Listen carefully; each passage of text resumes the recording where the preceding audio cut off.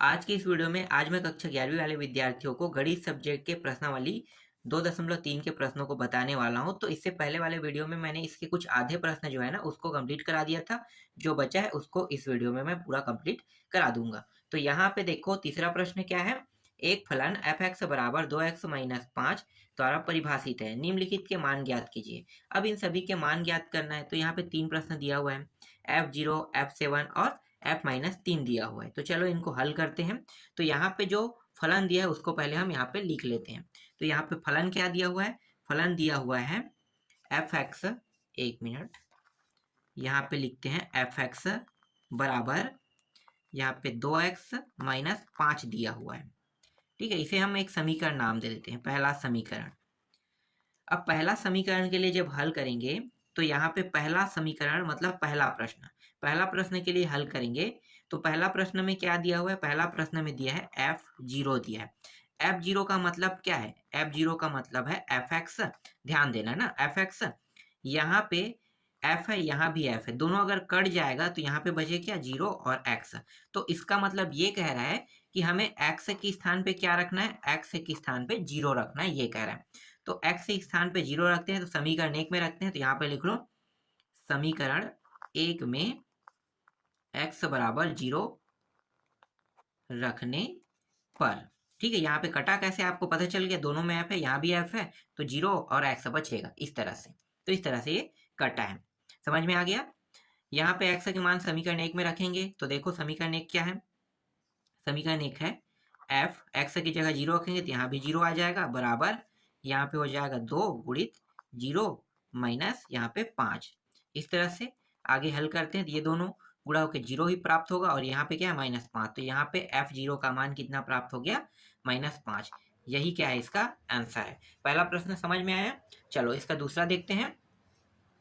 Second प्रश्न में क्या कह रहा है, सेकेंड प्रश्न में दिया है F7 दिया हुआ है। F7 मतलब Fx, इस तरह से आप बराबर कर लो, यहाँ भी f यहाँ भी f, दोनों जगह से कट गया, बचा क्या, 7 बराबर x। तो अब x की जगह पे क्या रखेंगे, इस बार f की जगह पे 7 रखेंगे। तो समीकरण 1 में रख देते हैं। तो समीकरण 1 क्या है, यहाँ पे लिख लो समीकरण 1 में x बराबर 7 रखने पर। तो समीकरण 1 को हम यहाँ पे लिख लेते हैं। तो ये हो जाए Fx बराबर 2x-5। तो x का मान रखेंगे, कितना रखेंगे, 7 बराबर 2 गुणित 7 और माइनस यहाँ पे 5 दिया हुआ है। आगे हल करते हैं तो ये हो जाएगा 7 दूनी 14 माइनस 5, घटाएंगे तो कितना प्राप्त हो जाएगा, 14 में 5 घटाएंगे तो यहाँ पे 9 बचेगा। तो यही क्या है, इसका आंसर है। देखो कितना आसान प्रश्न था। अब तीसरा प्रश्न आप लोगों के लिए होमवर्क है, आप लोग बना के देखना। आगे बढ़ते हैं चौथा प्रश्न में। चौथा प्रश्न क्या दिया हुआ है, चौथा प्रश्न में दिया है फलन टी सेल्सियस तापमान का फ़ारेनहाइट तापमान के प्रतिचित्रण करता है, जो TC बराबर 9 सेल्सियस F 9 C अपान 5 + 32 द्वारा परिभाषित है, निम्नलिखित को ज्ञात कीजिए। तो यहाँ भी 3 प्रश्न दिए हुए हैं।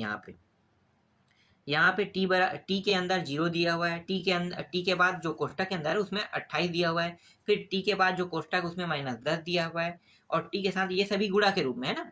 तो TC, तो जो TC है उसका मान क्या हो जाएगा। तो देखो जैसे हमने पहले को हल किया था वैसे ही इसको भी हल करेंगे, मतलब जो तीसरा प्रश्न हल किया था वैसे ही ये भी हल होगा। बहुत ही आसान प्रश्न है। जो दिया है पहले उसको हम लिख लेते हैं। तो यहाँ पे लिख लो दिया है, ठीक है, क्या मान दिया हुआ था, प्रश्न जो दिया हुआ था वो TC दिया हुआ इस तरह से, बराबर यहाँ पे 9 C अपान 5 + 32 इस प्रकार से दिया हुआ है प्रश्न में। अब हम क्या करने वाले हैं, तो इसको हम पहले समीकरण 1 मान लेते हैं। अब पहले को जब हम हल करेंगे तो यहाँ पे T0 इस तरह से दिया हुआ है। अब यहाँ पे देखो क्या दिया है, TC दिया है, तो इसकी तुलना हम कर देते हैं TC से। तो यहाँ पे TT क्या हो गया, कट गया, बचा क्या, 0 बराबर C बचा। तो C का मान हमें क्या रखना है, 0। इसको हम कहाँ पे रखेंगे, समीकरण 1 में। तो यहाँ पे मैं लिख नहीं रहा हूँ समीकरण 1 में, आप लोग लिख लेना समीकरण 1 में रखने पर। मैं डायरेक्ट हल कर देता हूँ। तो यहाँ पे T और यहाँ पे C के जगह में क्या आ जाएगा, 0 आ जाएगा।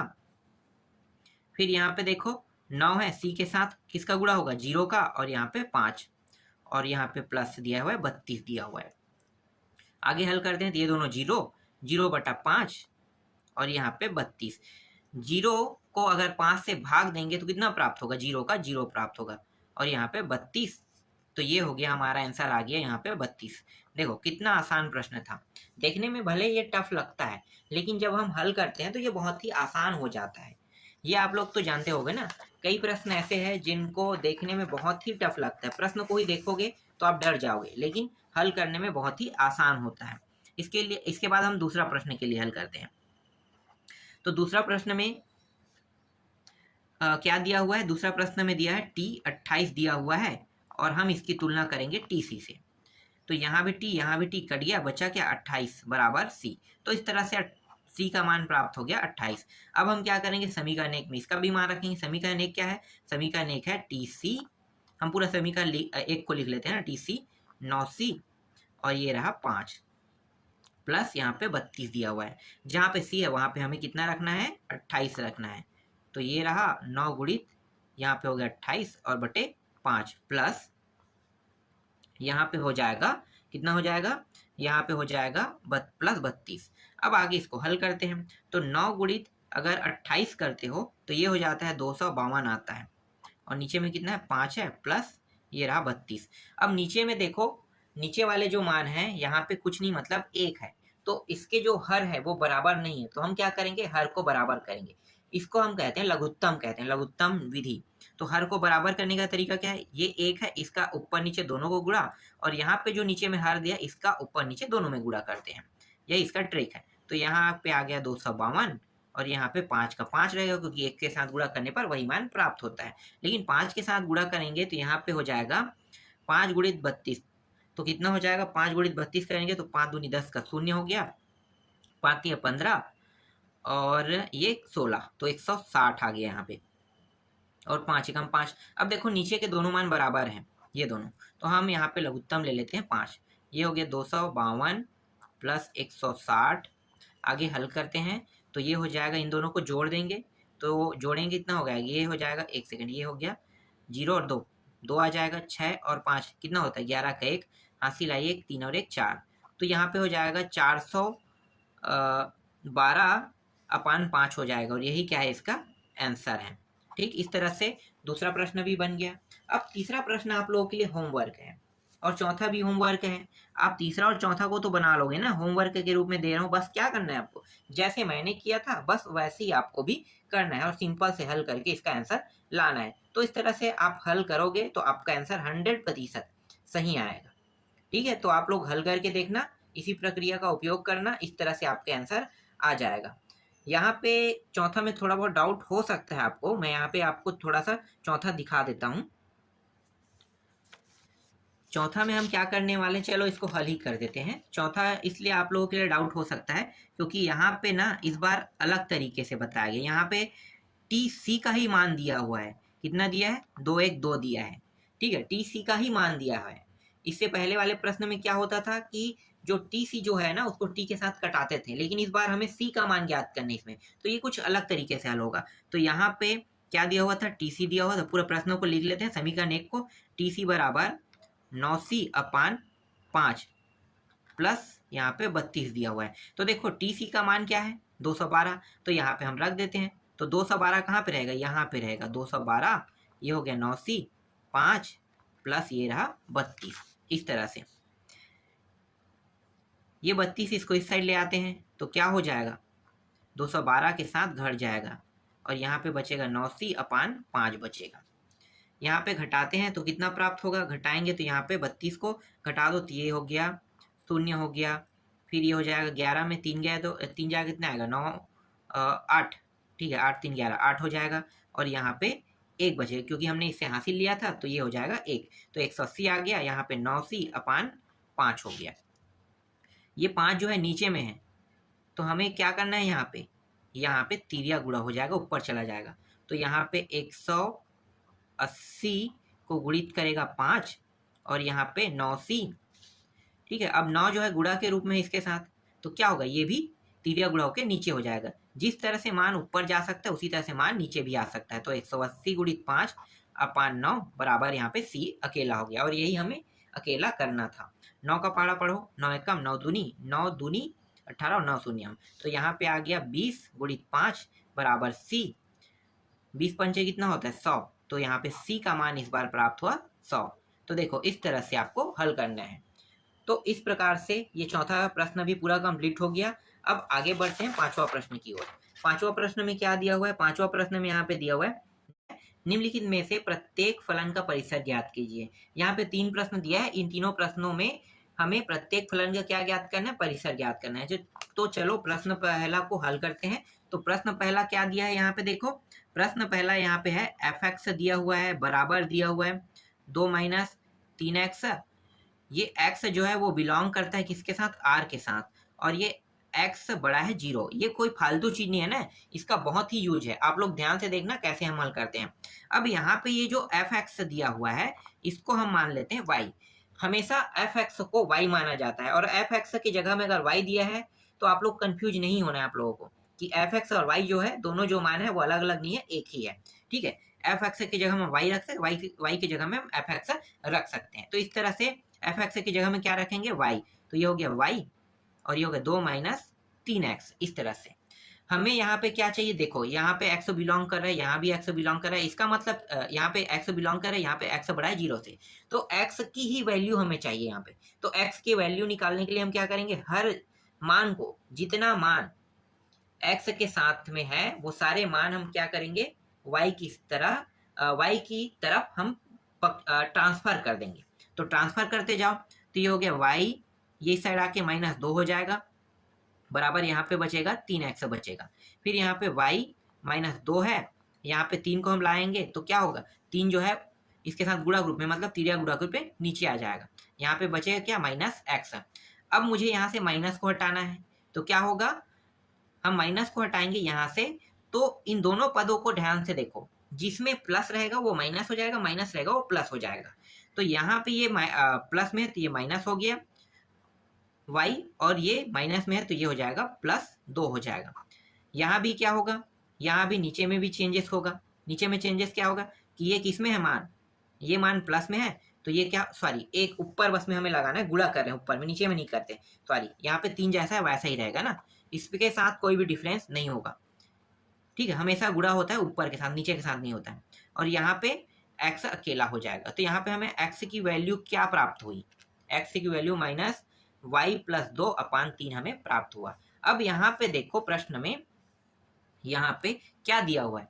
x बड़ा है 0, तो इसे हम लेकर हल करेंगे। तो यहाँ पे लिखो, दिया है x बड़ा है 0, तो इस तरह से हमें लिखना है। और अभी हमने x का मान क्या प्राप्त किया है? x का मान यहाँ पे देखो x है, यहाँ भी x है, x का मान y -y + 2/3 यही प्राप्त हो। इसको हम यहाँ पे रख देते हैं, तो -y + 2 और ये रहा 3, बड़ा है 0 के। इस तरह से आपको निशान लगाने हैं। आगे हल करेंगे तो ये जो 3 है ना, ये नीचे में है, तो नीचे से हम उस साइड ले जाएंगे तो क्या हो जाएगा? ये बड़ा का निशान, या इस तरह से अगर निशान दिया होता है, ये समझो कि ये बराबर का ही निशान के बतौर काम करता है। ठीक है, कोई अलग मान नहीं है, ये बराबर के निशान के रूप में ही हमेशा काम किया जाता है। तो देखो ये जो मान है 0 जो है, इसके साइड अगर हम 3 को ले जाएंगे तो यहाँ पे बचेगा क्या? -y + 2 बचेगा, और यहाँ पे ये बड़ा का निशान है, मतलब ये बड़ा है, और 0 ये 3 इस साइड आके क्या हो जाएगा? इसके साथ गुणा हो जाएगा। तो यहाँ पे y और -y + 2 और ये बड़ा है, इसके साथ 0 होके गुणा होके पूरा 0 बन जाएगा। अब यहाँ पे हमें माइनस में y नहीं चाहिए, हमें किस में चाहिए? प्लस में चाहिए। तो हम इसको प्लस में करेंगे तो क्या हो जाएगा? पूरे पद में फिर से गुणा हो जाएगा माइनस का, तो जो मान प्लस में रहेगा वो माइनस, माइनस का मान किस में हो जाएगा? प्लस में हो जाएगा। तो यहाँ पे y प्लस में हो गया, ये माइनस में हो जाएगा, ये और ये जो निशान है ना, ये अब बदल जाएगा। जैसे ही हमने गुणा किया, इस तरह से निशान दिया हुआ था, गुणा किए तो निशान कैसे हो गया? चेंज हो गया। तो यहाँ पे चेंज होके क्या हो जाएगा? ये इस तरह से निशान बन जाएगा और ये बन जाएगा 0 बन जाएगा। समझ में आया? तो इस तरह से यहाँ पे प्रक्रिया जो है वो काम करता है। निशान कब चेंज होता है? जब हम इसके साथ माइनस का गुणा करते हैं ना, तो निशान हमेशा चेंज हो जाता है, याद रखना।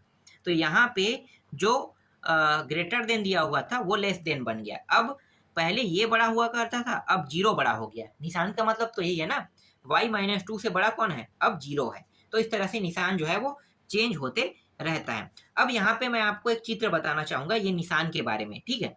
निशान के बारे में आप चित्र देखो,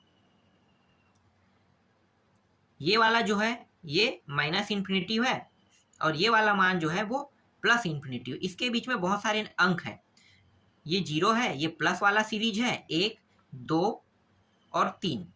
ठीक है, जब निशान याद रखना, ठीक है, मैं क्या बताना चाहता हूँ, जब ये निशान जो है अगर इस प्रक्रिया में रहता है तो मान क्या प्राप्त होता है, इन्फिनिटी में प्राप्त होगा।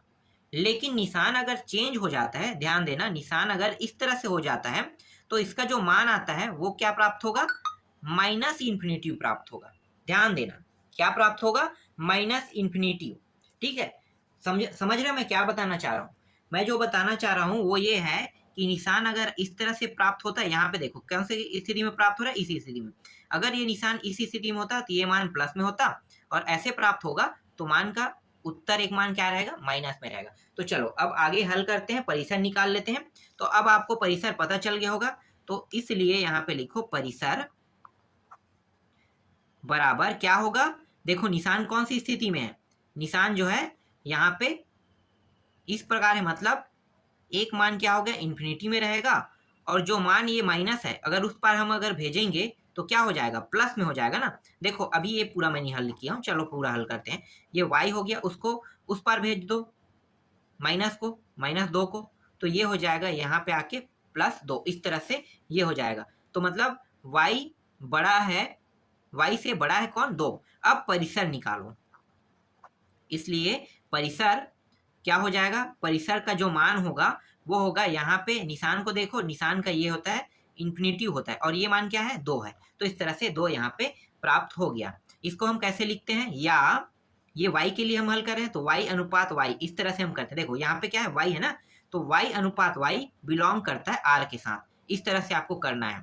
जिस तरह से यहाँ पे देखो x के लिए था तो x बिलोंग करता था किसके साथ, r के साथ। अब y आ रहा है तो y जो है बिलोंग किसके साथ कर रहा है, r के साथ कर रहे हैं, तो इस तरह से बिलोंग करेगा। और इसको हम कैसे लिख सकते हैं, तथा देखो क्या प्राप्त हुआ, y बड़ा है 2 से। इस तरह से आपको लिखने हैं, यही क्या है इसका आंसर है। समझ में आया, इस तरह से आपको बनाने हैं। तो इस तरह से पहला प्रश्न कंप्लीट हो गया। चलो अब दूसरा प्रश्न देखते हैं।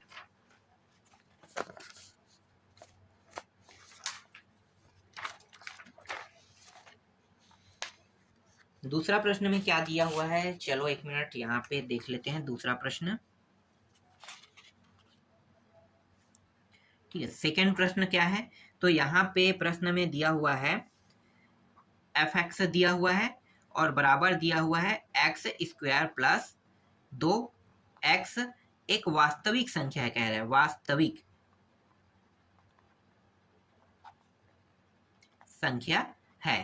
ठीक है, यहाँ पे हम क्या करेंगे, हमें पता है कि f(x) को हम क्या मानते हैं, y, तो f(x) की जगह हम क्या रखेंगे, यहाँ पे y रखेंगे, y बराबर x² प्लस 2, इस तरह से हम करेंगे। अब यहाँ भी हमें क्या करना है, यहाँ भी हमें x को हमें अकेला चाहिए, क्या चाहिए, अकेला। तो यहाँ पे हम x को अकेला करेंगे तो जितना x के साइड में मान है वो सब क्या हो जाएगा, y के साइड में आ जाएगा। तो ये हो जाएगा प्लस से माइनस हो जाएगा 2 और यहाँ पे बचेगा x का वर्ग बचेगा। इस तरह से आगे इसको हल करेंगे तो ये हो जाएगा y, ठीक है, क्या हो गया, y माइनस एक सेकंड, यहाँ पे कुछ प्रश्न में दिया है क्या, मैं एक मिनट देख लेता हूँ प्रश्न को ढंग से। ठीक है, हाँ ठीक है, कुछ नहीं, ठीक है, तो इस तरह से रहेगा। तो यहाँ पे कितना प्राप्त हो गया, y माइनस 2 बराबर x के वर्ग का मान यहाँ पे प्राप्त हो गया। अगर हम चाहे तो इसे अंडर रूट के अंदर रख सकते हैं, लेकिन हम ऐसा नहीं करेंगे। ठीक है, ऐसा इसलिए नहीं करेंगे क्योंकि हमारे पास जो x का वर्ग में मान प्राप्त है ये तो x की वैल्यू है। अगर हम x बस के अकेले मान निकालेंगे तो ये प्राप्त हो जाएगा x बराबर y माइनस 2, इस तरह से अंडर रूट हो जाएगा। ठीक है, तो अंडर रूट होने पर हमें फिर से वर्ग करना पड़ेगा, तो ये प्रक्रिया फिर से लंबा जाएगा, इसलिए हम ऐसा नहीं करेंगे। हम क्या करेंगे, ये जो x का वर्ग है ना, इसके हिसाब से हम लेकर हल करेंगे। ठीक है, तो x के वर्ग के हिसाब से लेकर हल करो। तो यहाँ पे जो x एक वास्तविक संख्या कह रहा है, इसका मतलब क्या होगा कि यहाँ पे दिया तो नहीं है, लेकिन हम मान क्या लेंगे, हम x के वर्ग को लेंगे। यहाँ पे दिया नहीं है, x एक वास्तविक संख्या है, इसका मतलब ये है कि हमें x को यहाँ पे वर्ग में ही लेना है। और वास्तविक संख्या मतलब ये बड़ा रहेगा, x बड़ा और बराबर रहेगा किससे, 0 से। क्यों है ऐसा होगा, क्योंकि ये वास्तविक संख्या है, तो वास्तविक संख्या बड़ा भी रहता है और बराबर भी रहता है। इस तरह से आपको निशान लगाना है। अब इसी में हमें क्या करना है, y के मान x वर्ग के मान को रखना है। तो ये हो जाएगा y माइनस 2 बड़ा है बराबर, और क्या हो जाएगा यहाँ पे 0 हो जाएगा। अब ये जो 2 है इसको इस पार ले जाते हैं, तो ये y बड़ा है बराबर 0 और ये हो जाएगा प्लस में आ जाएगा 2। अभी मैंने आपको क्या समझाया था इससे पहले वाले में, ध्यान देना, ये माइनस इन्फिनिटिव, ये प्लस इन्फिनिटिव, यहाँ पे 0, यहाँ पे 1, यहाँ पे 2, ये माइनस वाला सीरीज है -2। ठीक है, तो अब यहाँ पे देखो, अगर निशान किस तरह से होता है, निशान जो है अगर इस तरह से होता है तो मान किस में आता है, प्लस में, और ऐसे निशान होता है तो मान किस में आता है, माइनस में आता है। तो देखो ये प्लस इन्फिनिटी है, ये माइनस। अब देखो निशान कौन सा है, निशान जो है ये इस तरह से खुला हुआ है y की ओर। तो इसका मतलब क्या है, जो परिसर का मान होगा, ठीक है, परिसर का मान क्या होगा, परिसर का जो मान होगा वो होगा यहाँ पे क्या होगा भाई, बताओ मुझे, एक होगा इन्फिनिटी में और एक होगा 2 में। इस तरह से मान प्राप्त होगा। या इसे हम लिखते कैसे हैं, y के लिए तो y अनुपात लिखेंगे, और y बिलोंग किसके साथ करेगा, x जो है वो बिलोंग करता है r के साथ, तो यहाँ पे y किसके साथ बिलोंग करेगा, r के साथ, तथा y, ये पूरा मान फिर से लिख लेंगे, ये रहा और ये 2, इस तरह से आपको बनाने हैं। समझ में आ गया? ठीक, तो ये इस तरह से दूसरा प्रश्न भी कंप्लीट हो गया। चलो अब तीसरा देखते हैं। तीसरा प्रश्न क्या कह रहा है, तीसरा प्रश्न में कह रहा है, यहाँ पे हम लिख लेते हैं, f(x) बराबर है x। तो x एक क्या है, वास्तविक संख्या है। अब यहाँ पे देखो, यहाँ भी वही चीज कह रहा है, x वास्तविक संख्या है। तो ये डिसाइड कौन करेगा कि x एक वास्तविक संख्या है, तो यहाँ पे x जो दिया है ना, इसकी जो वैल्यू आएगा वो डिसाइड करेगा। आपको पता है कि f(x) का मान कितना होता है, y, तो यहाँ पे हम क्या रखेंगे, y बराबर x। अब देखो y बराबर x प्राप्त हो रहा है, तो यहाँ पे क्या प्राप्त हो, x। अब वास्तविक संख्या का जिक्र किया है, इसका मतलब क्या होगा, इसका मतलब ये होगा कि x और y दोनों जो है वो बराबर है। अब हम x y को दोनों को बराबर लेते हैं यहाँ पे, और दोनों के साथ कोई नंबर जुड़ा हुआ नहीं है, तो फिर क्या करेंगे, डायरेक्ट इसका बिलोंग कर देंगे दोनों को बारी बारी से। तो ये x बिलोंग कर रहा है r के साथ, और y भी बिलोंग करता है किसके साथ, r के साथ। तो यहाँ पे जो परिसर प्राप्त होगा वो y के मान के लिए होता है। तो y का मान क्या है, तो यहाँ पे परिसर जो है वो हो जाएगा y अनुपात y बिलोंग कर रहा है r के साथ, यही इसका आंसर है। देखो यही होगा, क्योंकि अभी तक हमने जितने भी प्रश्न बनाए हैं इनमें से तीनों प्रश्नों को देखो, हर में सेम ही प्रक्रिया होता था, क्योंकि मेन जो फोकस होता था वो y के लिए होता था, तो y ही बिलोंग करेगा ना, तो परिसर का मान क्या होगा, y अनुपात y बिलोंग करता है r के साथ, यही इसका आंसर है। इस तरह से ये पूरा प्रश्नावली और अध्याय भी कंप्लीट हो गया। विविध प्रश्न दिया हुआ है, उनको आप लोग बना के देखना, वो सॉल्व करने के लिए दिया होता है। तीनों जो हमने प्रश्नावली आपको पढ़ाया है वो तीनों प्रश्नावली मिला के वो प्रश्न बनाते हैं विविध प्रश्न में, तो वही प्रश्न आपको देखने को मिलेगा। जो टफ रहेगा उसको आप लोग मुझे कमेंट कर देना, बाद में मैं आपको बता दूंगा।